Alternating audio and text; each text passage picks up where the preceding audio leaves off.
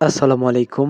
আজ বৃহস্পতিবার বেলা ৪টায় বখতিয়ারপুকুর বাড়ি ফুটবল প্রিমিয়ার লিগ ২০২৫ আয়োজক কমিটি তার আয়োজিত খেলার মধ্যে দলসংখ্যা হলো ৬টি।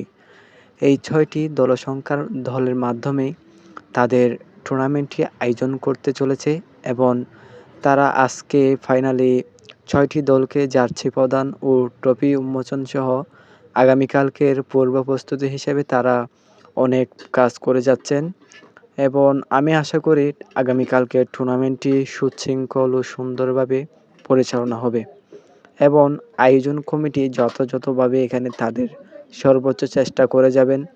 আরেকটি কথা হচ্ছে, জীবনে হার-জিত অবশ্যই রয়েছে। কেউ হারবে, কেউ জিতবে, এইটাই স্বাভাবিক।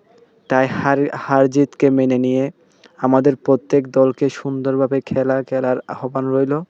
আয়োজক কমিটি বিভিন্ন প্রান্ত থেকে তাদের অতিথিদের দাওয়াত দিয়েছেন এবং এলাকার গণ্যমান্য সমাজকর্মী ও যারা ক্রীড়াপ্রেমী যুবকদের সাপোর্ট করে থাকে বিভিন্ন আয়োজনের ক্ষেত্রে, তাদের সহ অনেক অতিথিদের সমন্বয়ে আগামীকালকের খেলা সকালে উদ্বোধন হতে চলেছে। এখন সকলের দৃষ্টি আকর্ষণ করছে যেন সবাই যারা সকালবেলা ফ্রি থাকবেন সবাই আসবে এই খেলাটার উদ্বোধনের সময়।